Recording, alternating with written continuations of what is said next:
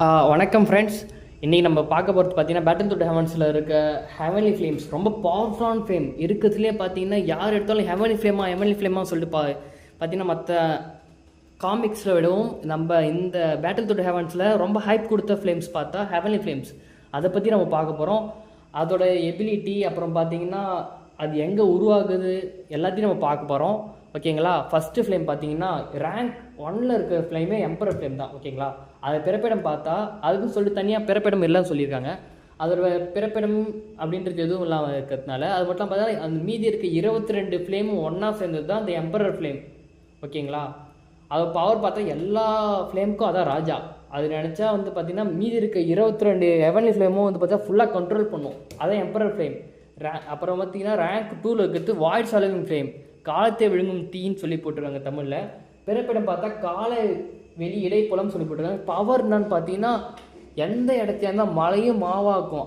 பார்த்தீங்கன்னா மலையும் பார்த்தா ஃபுல்லாக சுற்றி எரிச்சு அழிச்சிரும். அது வந்து அழிவின் உருவம் சொல்லி குறிப்பிட்டிருக்காங்க.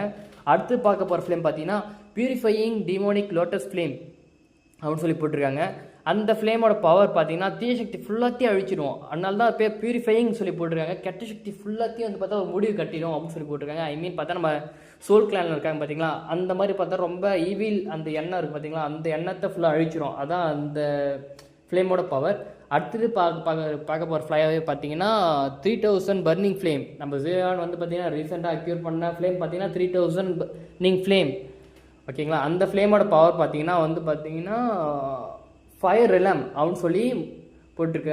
எங்கே பிறக்குது பார்த்தா ஃபயர் ரிலம். சக்தி வந்து பார்த்தா 3000 மடங்கு வெப்பத்தை வந்து கொடுக்கும்.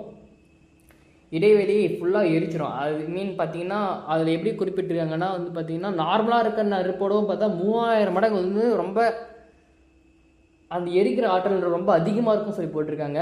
5ஆவதாக பார்க்க போகிறது பார்த்தீங்கன்னா ஓஷன் ஹாட் ஃப்ளேம், கடல் இதய தீ அப்படின்னு சொல்லி போட்டிருக்காங்க. பிறப்பிடம் வந்து பார்த்தீங்கன்னா கடலின் ஆழம். சக்தி வந்து பார்த்தீங்கன்னா நீர் மற்றும் தீ இணைந்த சக்தி நிலையான அழிவை தரும் அப்படின்னு சொல்லி போட்டிருக்காங்க. அப்படின்னா பார்த்தீங்கன்னா கடலில் நீ தண்ணினா வச்சுக்கோ, எங்கன்னா வச்சுக்கோ, ஃபுல்லாத்தையும் நான் அழிச்சு எரிச்சிடுவேன் அப்படின்னு சொல்கிற மாதிரி இருக்குது. அடுத்து பார்க்க போகிறது நம்ம மாஸ்டர் ஃப்ளேம். பார்த்தீங்கன்னா நம்ம மாஸ்டர் யூஸ் பண்ணிகிட்டு இருக்க ஃப்ளேம் போன் சில்லிங் ஃப்ளேம். பனியை உரை வைக்கும் பனியை உரை வைக்கும் எலும்பு தீ அப்படின்னு சொல்லி தமிழில் போட்டிருக்கு. பிறப்பிடம் பார்த்தீங்கன்னா வடதிசை பனிக்காடுகள். சக்தி வந்து பார்த்தீங்கன்னா உடலை உரைக்கும் அளவுக்கு குளிர்ச்சியான நெருப்பு. அதே மாதிரி பார்த்தீங்கன்னா எப்படி சொல்கிறதுன்னு நம்ம அந்த சீரீஸ்லேயே பார்த்துருப்போம். ரொம்ப சில்லுன்னு இருக்கும், ஆனால் அதே சமயம் பார்த்தா ஹீட் ஆகும். அந்த மாதிரி தான் சில்லுன்னு இருக்க மாதிரி இருக்கும், ஆனால் எரிச்சிடும். அதுதான் போன் சில்லிங் ஃப்ளேம். ரேங்க் 7ல் பார்த்தீங்கன்னா ரேங்க் 7ல் இது கொஞ்சம் மாறி மாறி வருது. அடுத்த ஃப்ளேம் பார்த்தீங்கன்னா க்ரீன் லோட்டஸ் கோர் ஃப்ளேம். அந்த நெருப்பு எங்கே இருக்குன்னு பார்த்தீங்கன்னா நம்ம நிலத்தின் இதயம், ரொம்ப ஆழமான இடத்துல வந்து பார்த்தீங்கன்னா பூமிக்கு அடியில் பார்த்தீங்கன்னா இருக்கும்னு சொல்லி போட்டிருக்காங்க. அதோட பவர் என்னன்னா பார்த்தீங்கன்னா அழகுடன் சுருங்காத வெப்பம் உள்ள மர எரிக்கும் அப்படின்னு சொல்லி போட்டிருக்காங்க. அது வந்து பார்த்தீங்கன்னா அந்த பவர் எப்படி சொல்கிறதுனா ஃபுல்லாகவே எரிக்கும் அப்படின்னு சொல்லி போட்டிருக்காங்க. அது லோட்டஸ் ஃப்ளேம் மாதிரி அப்படின்னு சொல்லியிருக்காங்க. நம்ம ஜியான் யூஸ் பண்ணி பார்த்துருப்போம். கூகுள் அந்தளவுக்கு வரலை, இருந்தாலும் சொல்கிறேன். அடுத்து பார்த்தீங்கன்னா நம்ம ரேங்க் வைஸ் பார்க்குறதில்ல, நம்ம ஃபேலன் ஆட் ஃப்ளேம் இருக்குது. அந்த ஹாட் ஃப்ளேம் பார்த்தீங்கன்னா உங்களுக்கே தெரியும், அந்த மனதையும் சுடும், மணலையை இடிகிற அளவிற்கு தாக்கம். அதாவது நம்ம சோல்லாம் வந்து பார்த்தீங்கன்னா நம்ம பார்த்தீங்கன்னா மெம்பர்ஸ்லாம் இறந்துருவாங்க. அந்த சோல் கிளான் மெம்பர்ஸே வந்து பார்த்தீங்கன்னா ஃபேலன் ஆட் ஃப்ளேம் வச்சு தான் நம்ம ஜியானை வந்து கட்டுப்படுத்துவார். அந்த செத்தவங்களாம் வந்து பார்த்தீங்கன்னா அந்த சோலாக சுற்றுவாங்க. அந்த சோல் பாடி ஃபுல்லாத்தையும் வந்து அழிக்கவும் எரிக்கவும் வந்து கட்டுப்படுத்தவும் ஃபேலன் ஆட் ஃப்ளேமால் முடியும்.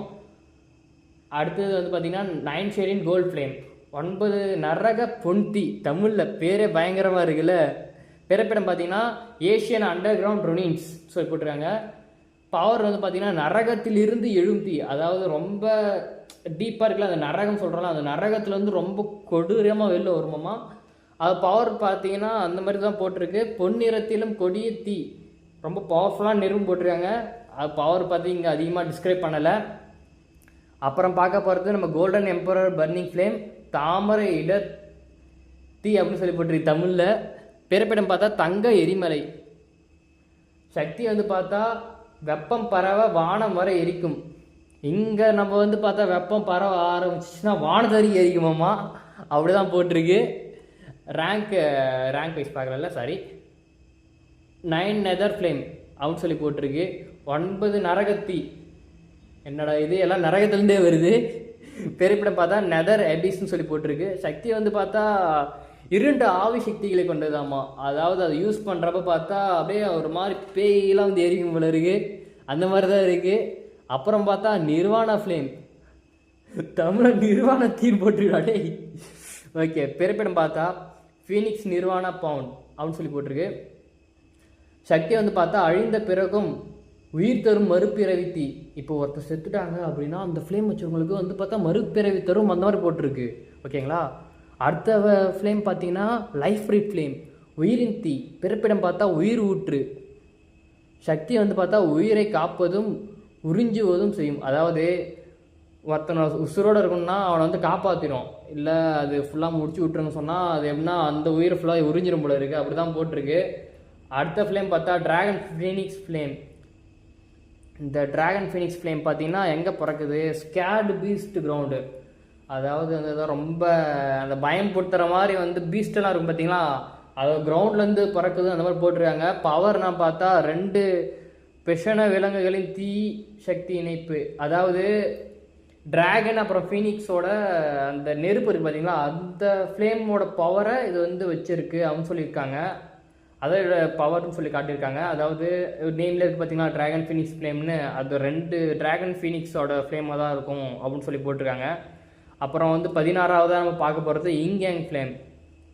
பிறப்பிடம் வந்து பார்த்தா சமநிலை மலை அப்படின்னு சொல்லி போட்டிருக்கு. சக்தியை வந்து பார்த்தா ஒளியும் இருளும் ஒரே நேரத்தில் தாக்கும். அதாவது இப்போ லைட்டும் அந்த லைட்னஸ், அதாவது நம்ம இருளும் இருக்குது பார்த்தீங்களா, டார்க்னஸ், லைட் அண்ட் டார்க்னஸ் ரெண்டும் ஒன்றா சேர்ந்து ஒரு இடத்துல தாக்குமோமா.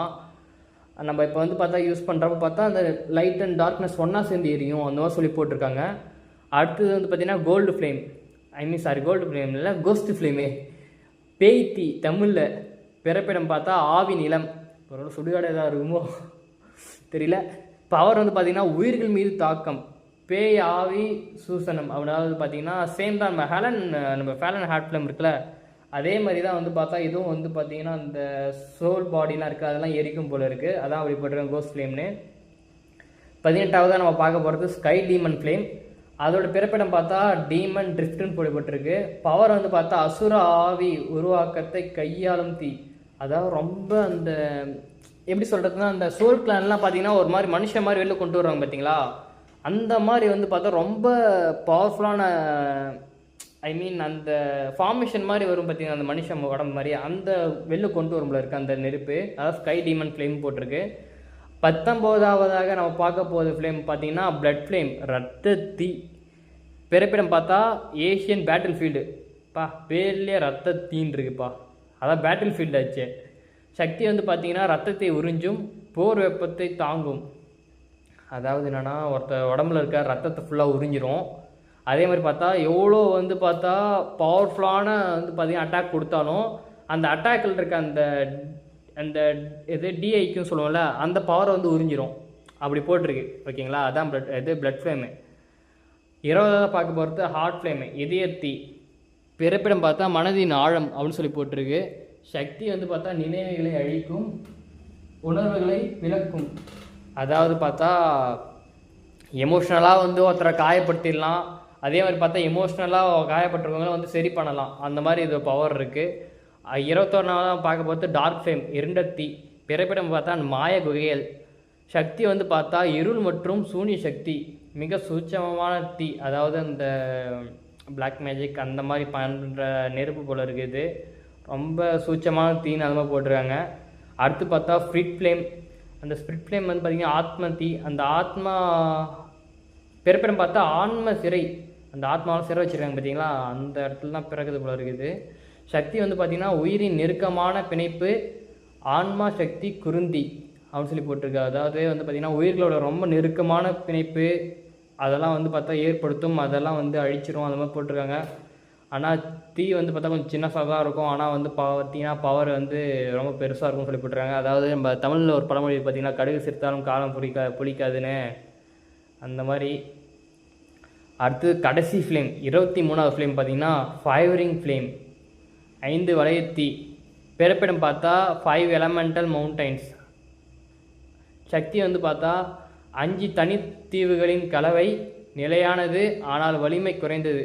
அதாவது பவரில் இருக்கிற 23 ஃப்ளேம்லேயே ரொம்ப பவர்லெஸ்ஸான ஃப்ளேம் பார்த்தா இந்த ஃப்ளேம் தான் அப்படின்னு சொல்லியிருக்காங்க. ஆனால் மற்ற நார்மல் தீக்கு வந்து பார்த்திங்கன்னா ஓரளவுக்கு பவராக தான் இருக்கும் அது போட்டிருக்காங்க. ஆனால் இதுக்கு அந்தளவுக்கு எந்த ஸ்பெஷல் எபிலிட்டி எதுவும் இல்லை. ஓகேங்களா? நம்ம கடைசியாக இந்த 23 ஃப்ளேமை பற்றி உங்களுக்கு பிடிச்சிருந்தா, நான் சொன்னது உங்களுக்கு பிடிச்சிருந்தா கமெண்ட் பண்ணுங்கள்.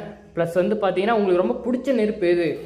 வாய்ட் சேலவிங் ஃப்ளேமா, இல்லை எம்பரர் ஃப்ளேமா, இல்லை இங்கெங்க ஃப்ளேமா? இருக்கிறதுல அவனுக்கு 3 பேர் தான் டாப் 3. அவங்க யார் ரொம்ப பிடிச்சிருக்கு அப்படின்னு சொல்லுங்கள். எனக்கு எம்பரர் ஃப்ளேம் தான் ரொம்ப பிடிக்கும். கமெண்டில் கண்டிப்பாக சொல்லுங்கள். இந்த மாதிரியான பேட்டில் த்ரூ ஹெவன்ஸ் சம்மந்தப்பட்ட தமிழ் வீடியோ வந்து பார்த்தீங்கன்னா கொஞ்சம் சப்போர்ட் தாங்க, கொஞ்சம் லைக் பண்ணுங்கள். நீங்கள் சப்ஸ்கிரைப் பண்ணாலும் பரவாயில்ல, ஒரு லைக் கொடுத்தீங்கன்னா போதும். சரி, பசங்கள்லாம் ஆர்வமாக இருக்காங்க. நம்ம தமிழ்நாட்டிலே வந்து பார்த்தீங்கன்னா பேட்டில் த்ரூ ஹெவன்ஸ்க்கு வந்து பார்த்தீங்கன்னா சப்ஸ்கிரைபர்ஸ் பார்க்குறவங்க நிறைய பேர் இருக்காங்கன்னு சொல்லி புரிஞ்சுக்கிட்டு நான் இது சம்மந்தப்பட்ட வீடியோ அதிகமாக ஷேர் பண்ணுறதுக்கும் போஸ்ட் பண்ணுறதுக்கும் எனக்கு கொஞ்சம் மனசு ஒத்துழைக்கும். ஆறுதலாக இருக்கும். என்னால் நம்ம ஷேர் பண்ணி எந்த வியூஸும் வரல, அந்த மாதிரி ரொம்ப கஷ்டப்படுவேன். அதனால் கொஞ்சம் எனக்கு ஹெல்ப் பண்ணுங்கள். நம்ம சேனல் கொஞ்சம் வளர்த்துடுங்க. நன்றி நண்பர்களே. மீண்டும் அடுத்த வீடியோ பதிவில் சந்திக்கலாம். Take care. Bye by.